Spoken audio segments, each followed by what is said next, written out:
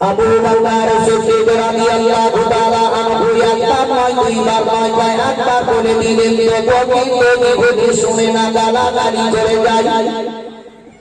আবু বকর সিদ্দিক রাদিয়াল্লাহু তাআলা আনহু আর সহ্য না করতে পেরে ইহুদির গালে একটা থাপ্পড় মেরে দিলেন। আর যেমনি মেরে দেওয়া ইহুদির গালে বাবা চারটা আঙুলের দাগ উঠে গেল।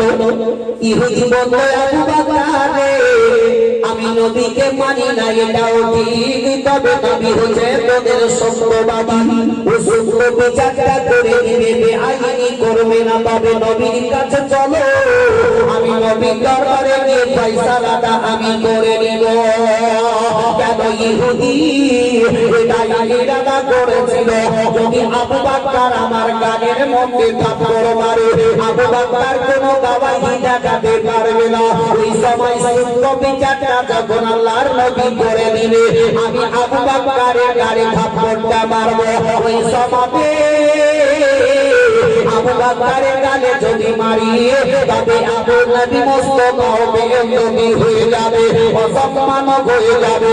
এই বলে ইহুদি বলল, আবু বকর চলো নবীর দরবারে গিয়ে ফয়সালাটা করে নিব, উনি একজন হলো সত্যবাদী।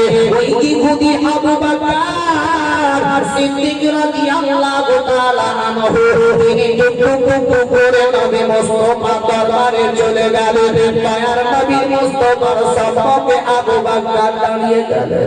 আবু বকর সিদ্দিকের দুই চোখে পানি পড়তে লাগলো। ইহুদি বলে, ও আল্লাহর নবী, আপনি হচ্ছেন সত্যবাদী, সূক্ষ্ম বিচার করনেওয়ালা, আপনি ঠিকভাবে বিচার করে দিবেন। আবু বকর সিদ্দিকের দিকে একবার নবী দেখে, একবার ইহুদির দিকে তাকে তাকে দেখতে আছে। নবী আমার বললেন, ইহুদি কি এমন সূক্ষ্ম বিচার করবো বলো না কেন? ইহুদি বলতেছে, আমার সাহাবী আবু বকর সিদ্দিক আমার কানের মধ্যে থাপ্পড় মেরেছে, এটার বিচার আপনি আমাকে করে দিন। বিশ্বের নবী, কুল কায়নাতের নবী জনাবে মুহাম্মদ রাসূলুল্লাহ সাল্লাল্লাহু তাআলা আলাইহি ওয়াসাল্লাম আবু বকরের মুখের দিকে তাকিয়ে নবী আমার বললেন, হে আবু বকর, ইহুদি যেটা বলল সেটা সত্য কি না বলে দাও। বিশ্বের নবীর মুখের দিকে আবু বকর তাকিয়ে তাকিয়ে তাকিয়ে তাকিয়ে কেঁদে কেঁদে বলতে লাগলেন, বলে, ইয়া রাসূলুল্লাহ, ইহুদি যেটা বললেন এটাই সত্য, আমি তার গালে থাপ্পড় মেরেছি, এটা সত্য। আবু বকর সিদ্দিকের চোখে পানি পড়ে যায়। নবী আমার বললেন, হে আবু বকর, তুমি তার গালে থাপ্পড়টা কেন মেরেছো একবার বলো না। আবু বকর বললেন, ইয়া রাসূলুল্লাহ, ও আল্লাহর নবী গো, ইহুদি একবার নয় দুইবার নয়, আপনাকে কয়েকবার গালাগালি করার কারণে আমি যখন সহ্য করতে পারলাম না, আমি তার গালে একটা থাপ্পড় মেরে দিয়েছি। দয়ার নবীজি বললেন, হে আবু বকর, তুমি তাই তার গালে থাপ্পড় মেরেছো। বিশ্বের নবী বললেন, ইহুদি রে, আমার সাহাবী আবু বকর যেই কথাটা বললেন এটা সত্য না বলো।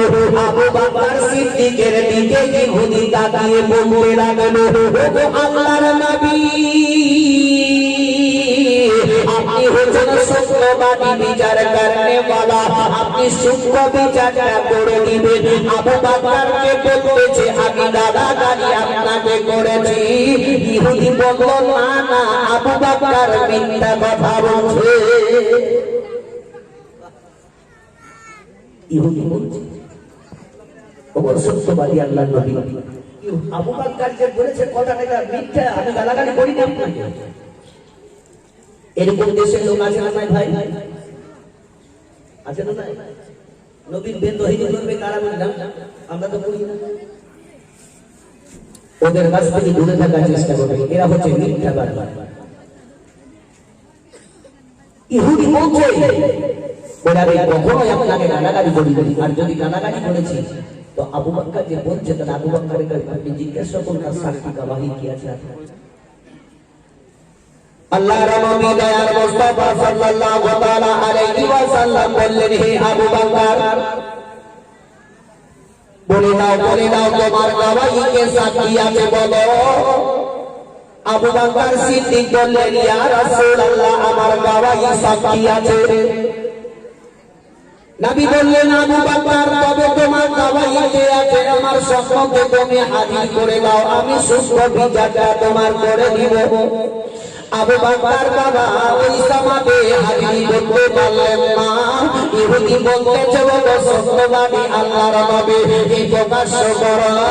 তবে দেখো আবু বকর মিথ্যা কথা বলছে, তার গওয়াহি সাক্ষী নাই, তবে সুস্থ বিচারটা আপনি আমার করে দিন।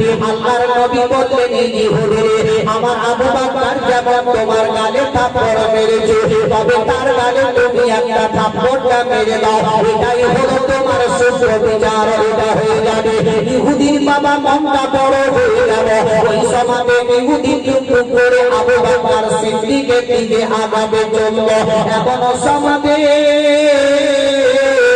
জিবরিলে আমিনা বাবা নবী মুস্তাফার নিকটে আসলেন। জিবরিল বললেন, ইয়া রাসূলুল্লাহ, ইয়া হাবিবাল্লাহ, নবী গো, ইহুদিকে আপনি দাঁড়িয়ে দিন। কেমন আবু বকর তো আমাকে বলেনি কি আমার গওয়াহি সাক্ষী নাই।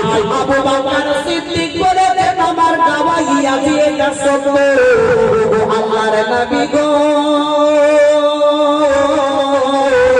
আবু বকর সিদ্দিক যদি একবার বলে দেয় হাজির করার জন্য গওয়াহিকে, আল্লাহ খুব সাক্ষী দেওয়ার জন্য রেডি আছে। যদি বলো ওই কিসকাতে টাওয়ার পাইলে মনে হয়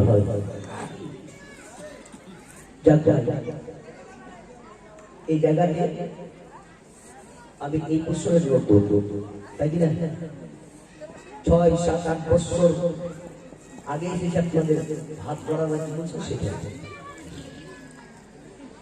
তোমার সাথে আপনারা যেভাবে বসে আছেন খুব ভালো লাগছে। এইভাবে শুরু থেকে শেষ পর্যন্ত বসে বসে শোনার তৌফিক এনায়েত করুন সকলে বলুন আমিন। আর যে ভাইরা যুবক ছেলেরা রাস্তার মধ্যে গেটে দাঁড়িয়ে আছে, গেট ছেড়ে তোমরা দাঁড়িয়ে যাও।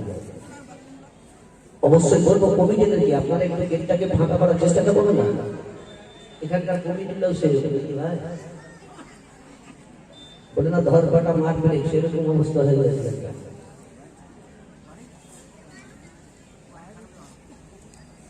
তবে আল্লাহ রাব্বুল ইজ্জত আমাদের প্রত্যেকটি মানুষকে হাদিসে পড়া